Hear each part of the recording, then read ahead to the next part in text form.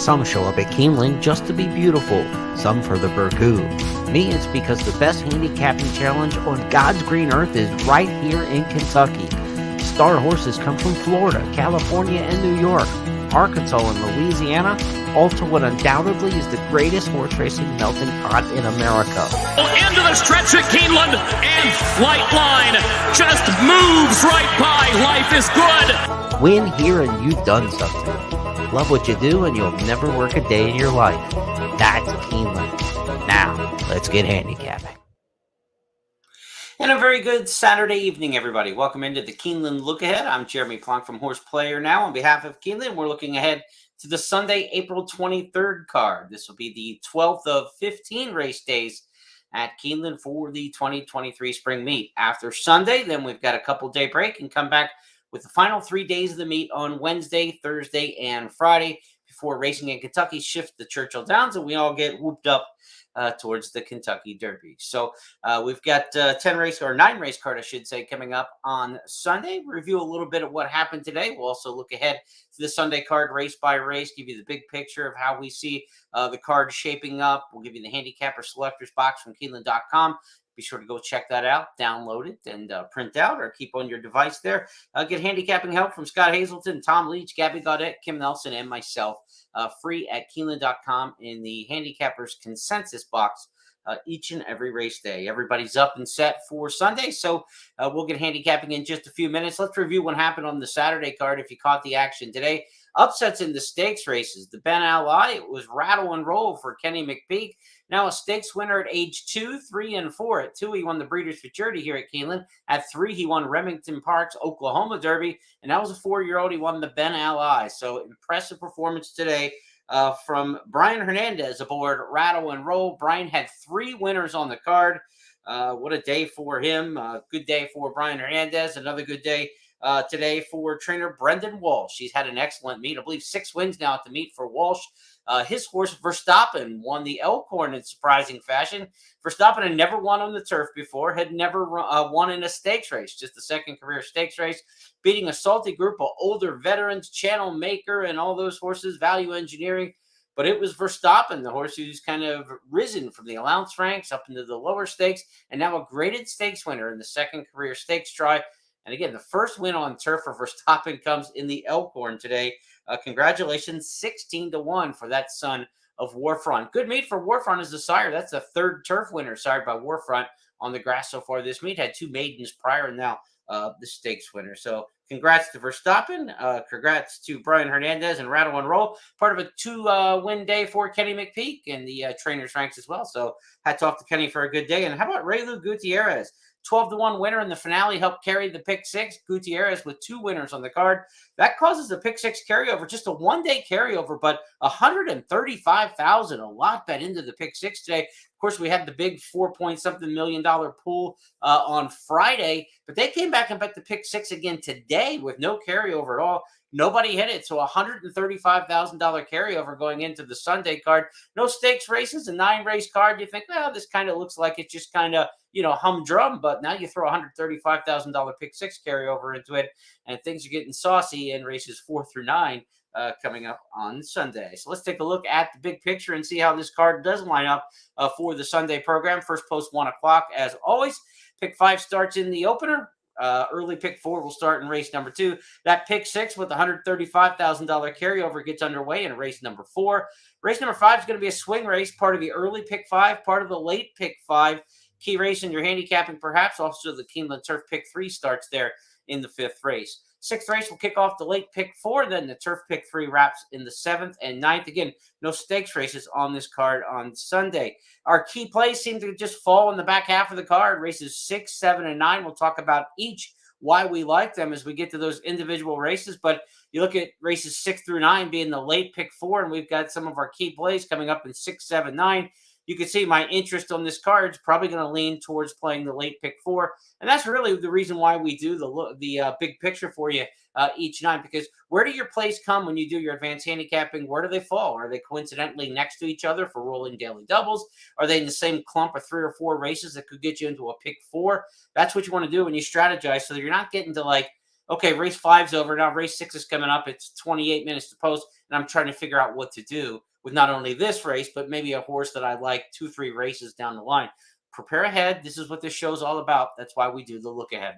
Let's go to the picks now for the Sunday card. We get things started in race number 1. A little bit of a scramble race, I think, according to the public handicappers. I think the 4, 5, and 1 are the obvious combinations when you look across the way, and that's the order I've got him in. He's got this, the 4, King's Ovation, the 5, and Fieldstone, the 1. There are also the 3 choices in the morning line. I don't think we're looking at anything too big here in terms of craziness.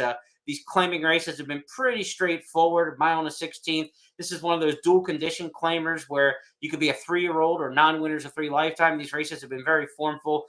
We do not have any 3-year-olds entered in this race. We do have one later in the card, but this is all just basically a non-winners of 3 lifetime. He's got this Tyler Gaffleone riding. I think the blinker's on. The fact, too, this is a non-winners of 3 lifetime type condition. How long has it taken for the horse to get out of the non-winners of 3? Sometimes they say a slow horse's best friend is the non-winners of 3 lifetime condition, because once you get past that, you got to take on horses that have won a lot of races. So you got some horses in here, 2 for 28, 2 for 25. At least with the 4 horse, I like the fact that he's got this is only 2 for 11. In this condition, has already gotten through the non-winners of 2, only 11 career starts. I just think this horse might be a little bit more talented than some of the others. Been knocking on the door, 5 straight losses, but they're all 2nd and 3rd place finishes. Going to Tyler Gaffleone off the move from Fairgrounds ought to be, I think, enough just to get this one over the top. Tyler riding really well at the meet. Jockey notes to let you know, too. I should have said this off the top, but we have Luis Saez back in the colony on Sunday and Joel Rosario back. They were both on the road for the Oaklawn Handicap on Saturday. How about Rosario's day? What a road trip for Joel Rosario yesterday.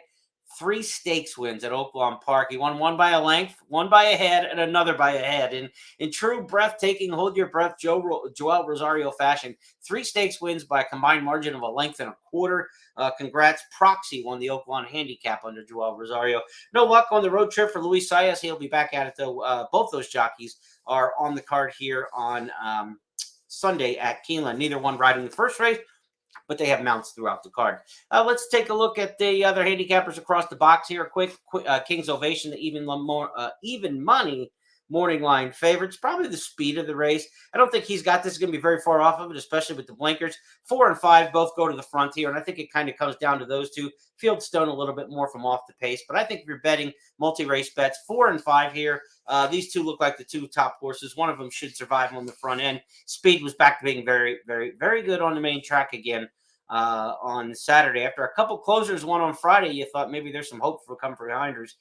Didn't happen very much on the main track, that's for sure. On Saturday, rattle and roll a little bit from off of it, but other than that, it was very speed friendly. Second race on the card, it's going to start the early pick 4, and races 2 through 5 will be the early pick 4. In the second race, we've got maiden special weights here going 5.5 on the grass. Turf Sprint Maiden Special. This is something we don't see a lot of. A couple every meet, a couple in the spring, but we haven't had one yet this season. Wesley Ward has been dominant in these races, so the 5 Cowicken just seems to be like the right logical spot. Power Post 3, 4, 5 in these big field turf sprints. 5 horse won the last race. 13-1, 14-1, whatever it was to close the card on Saturday. These power posts are potent for sure, and you can get a price in these spots. But when you have the top trainer for Keeneland turf sprints like Wesley Ward with a power post in the 5-hole, Johnny Velasquez riding, Cowicken looks like the horse to beat in there, knocking on the door in 4 maiden starts, 2nds and 3rds last year.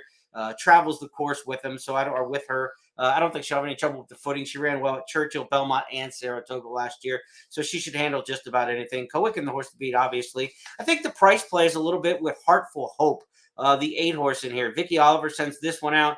Comes off races at Turfway where showed a little bit of ability, took on some good ones. Daring Do, one of those horses faced that is a pretty solid performer. So I kind of think the form for the 8 Heartful Hope's better than it looks on paper. The Turfway horses have run really well on the turf this meet. That has not been the case throughout the course of history. We mentioned at the beginning of this meet that the Turfway horses were going to have their best meet ever because they had the best season ever at Turfway Park. Excellent racing there throughout the winter with the increased purses and good weather there throughout the winter. So it was an excellent season at Turfway, the best we've seen in over a decade, and it's paying off here at Keeneland. I just assumed it would continue to happen on the main track, which was the norm for for the Turfway horses winning when they turned over to the main here at Keeneland, but they've run well on the grass. Heartful Hope, the 8, is going to be a big price, 20-1 in the morning line. So I think you take Cowicken, the favorite, in here, and I think this is the horse to beat. And then you kind of use the 8 in the second and third slot. So kind of in race number 2, I'm looking for a 5-8 all and a 5-all-8 trifecta kind of play, the way I'm throwing it together. Gabby's got Heartful Hope also in there, but I think we're going to get a fair enough price in there. Snow Princess, top pick for 2 of the runners. Snow Princess is Bill Mott, Joel Rosario teaming up.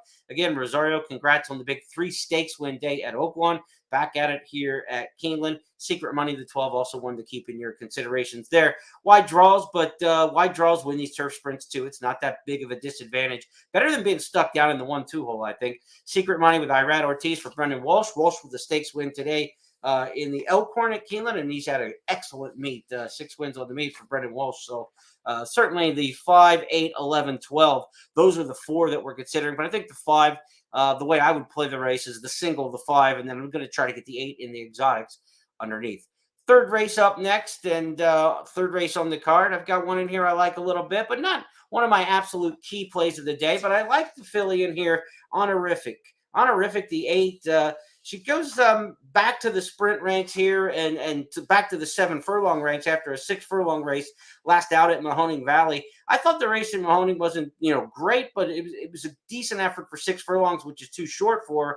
And we've seen Eddie Keneally come here with the Mahoning Valley horses this week, run a good second earlier in the week, and the Mahoning horses have actually run pretty well on the main track, surprisingly. So Honorific, I think, is a horse who fits at this level. Second place finish here at Keeneland back in April. Third place finish in October of 2020 here at Keeneland on the main track. So a horse who likes the horse who likes the track, and you kind of like look at this field, and there's a lot of horses in here that are kind of like just, I don't know, batting around and haven't had much experience at Keeneland. I think those 2 Keeneland tries and 2 successful tries are enough maybe to get Honorific the top pick in race number 3. As we look across with my other handicappers, also the top pick for Kim Nelson and Tom Leach. Second choice for Scott and Gabby. So a very logical horse in that regard. Honorific 4-1. Maybe we won't get 4-1 the way the public handicappers have it shook out.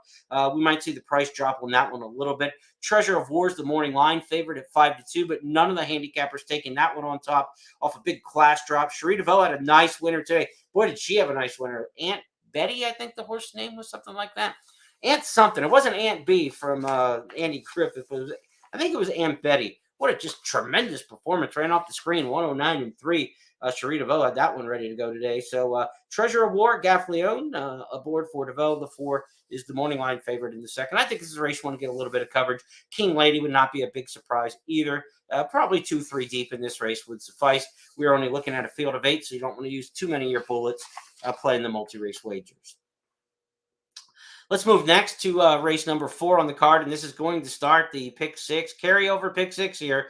$135,000 in the pot for carryover money. So race number 4 starts the pick 6 with $62,500 claimers. We saw the very first one of these races at the 62.5 level run today. A new condition. We've not had an open company. There have been, I think, some like $100,000 claimers in the maiden claiming ranks, that kind of deal like that. But as far as like an open claiming condition, not a non-winners of 2, that sort of thing, open claiming, 62.5, the largest I've seen anywhere at Keeneland in our database going back to 2006. And I can't imagine they ran one for more than 62,000 back in the 80s or 90s in the claiming ranks. So this might be what is the highest claiming level ever offered at Keeneland. Again, we had one today. That's what comes up here in race number 4. I mean, it's basically an allowance race and a $50,000 claimer meeting in the middle when you look at the entries in this race. So do you want to take one of the horses in good form, or do you want to take one of the horses on the class drop out of the allowance ranks?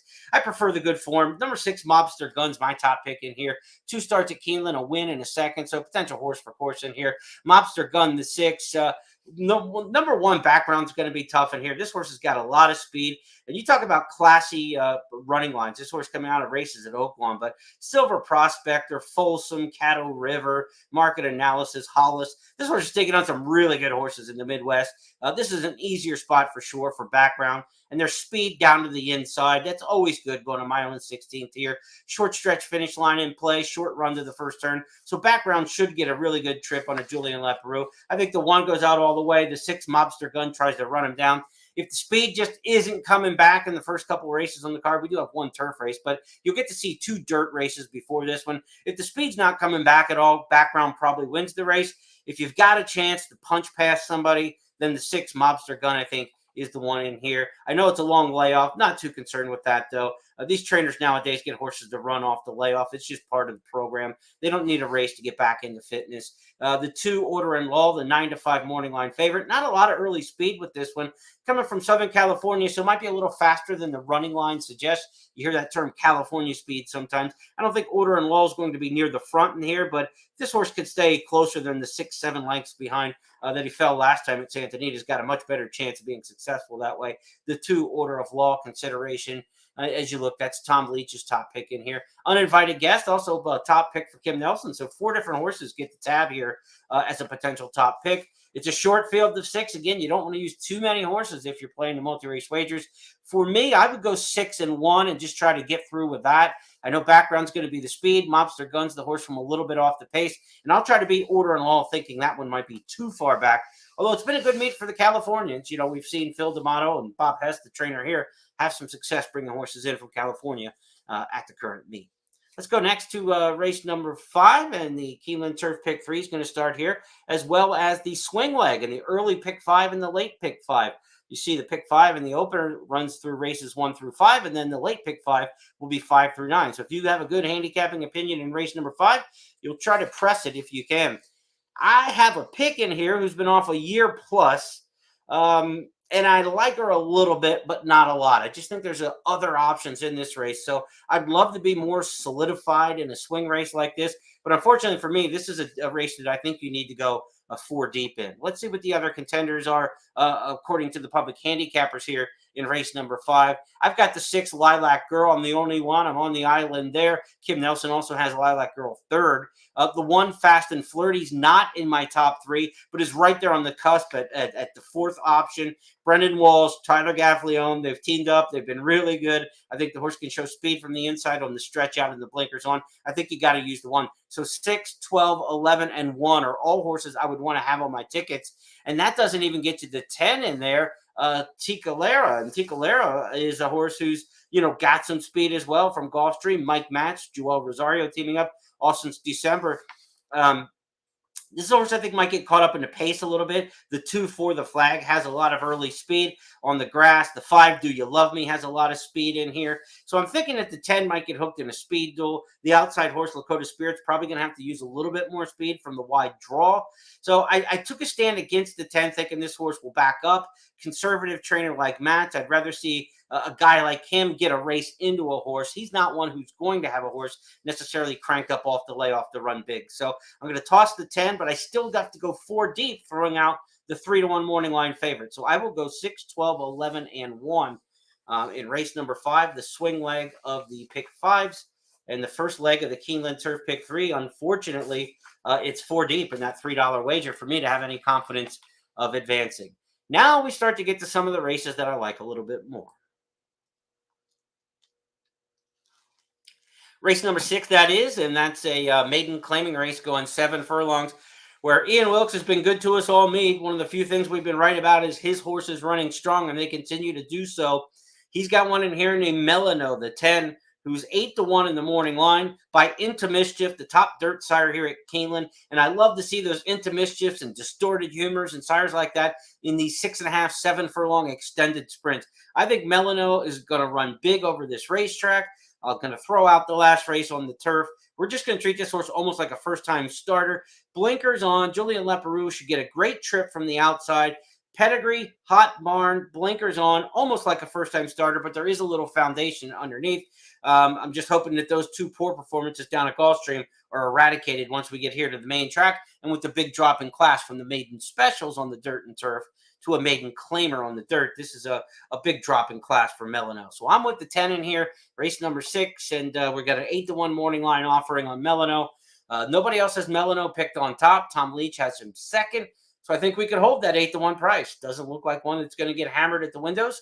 So our first key play of the day comes up here in race number 6. The 9's the second choice in here, all in the call. good second place finish in the career debut at Turfway. Again, the Turfway horses fit well here at this meet, especially in a maiden claiming sprint like this. You would think the 9 All in the Call makes a lot of sense. The 5 Teshima's the morning line favorite. Showed speed last time at Mahoning Valley. Now drops. 10-pound apprentice aboard. So the blinkers on an apprentice jockey. You imagine the instructions from Jonathan Wong and his assistant will be go to the front. When you have an apprentice rider who's not won many races as a 10-pound apprentice by definition, you don't want them to think too much. So speed, just go, bust out, take advantage of the lightweight. They get in at 108 pounds, get as much as 17 pounds less than the 6 horse in here. The rest of them are carrying 118. So the whole 10-pound allowance isn't going to hurt over 7 furlongs. Tashima with the apprentice jock, they're just going to bust and go and try to take him as far as they can. The other Ian Wilkes horse in here I think is worth a consideration is Paddy Gow, the 4. So if you like the Ian Wilkes horses, betting them blind at this point in the meet, and there's really no shame in doing so, then I think the 4 Paddy Gow is one you also want to throw in. 10, 9, 5, and 4 are all legitimate players, but I really do like the 10 on top. So for me, it's the 10 to win. I'll use the 9, 5, 4 underneath. You can even consider some of the others, the 1 from Oaklawn, the 3 from Oaklawn. You can put 9, 5, 4, 1, 3 all underneath the 10 if you're looking to play some tries and supers. But for me, it's the 10 on top in here. We're going to take our chances with Milano. In the multi-race wagers, I wouldn't argue if you threw in the 9 All in the Call. I think that's the most likely horse to be in there. Tashima as well. 3 deep, perhaps 4 deeps if you have to go that way, and use both of the Ian Wilkes horses in race number 6. Let's go to the 7th, and we've got ourselves another one of our key plays in here. This is a horse who was pace compromised last year at Keeneland. Number 7, Bakwina. Bakwina ran in a 1.125 mile turf race back in October here at Keeneland, where the half-mile split in that race was 2 seconds, 2 full seconds slower than the average half-mile pace we typically see for 1.125 mile races. So that's 10-plus lengths slower. Had no chance that day to make up ground. Still rallied to finish a good second, beaten 5 lengths, but that was a totally pace compromise. I think we're going to get more speed in this race, and Bakwina back at Keeneland, I think has a good chance for an upset. 15 to 1 in the morning line. I don't think we're going to get 15 to 1 because Tyler Gaffley owns aboard. I think that alone will push the price down a little bit. But with Bakwina, I think we're looking at a situation where this horse can be in the 6 to 8, 10 to 1 range and be reasonable. Top 3 pick for a lot of the different handicappers. 4 of the 5 use Bakwina somewhere. I'm the only one on top. But again, I just think pace compromised. Now you get Tyler Gaffley owned. A little bit more speed in this race, and I think we're going to see the 4 try to go to the front in here. And, it's not a race that's got a ton of early speed. The 2 is going to go a little bit, I think, freshened up. Maybe the 1 from the inside. We're going to need him to go a little bit better than 116. But I think if they even go 114 in here, the Bakwina is going to be all kinds of trouble coming down the stretch. Limited liability, the 6 for Shug McGahee makes a lot of sense. Big 3-year-old year, good 2-year-old year from this one. A winner over the Keeneland course in a Lowndes Company last year. No reason at all why limited liability can't fire right back against what frankly isn't a very strong field. Now, this horse has been in all stakes races. 3rd in the Virginia Derby, 3rd in the Pennine Ridge, as grade 2 stakes, 3rd in the Pilgrim.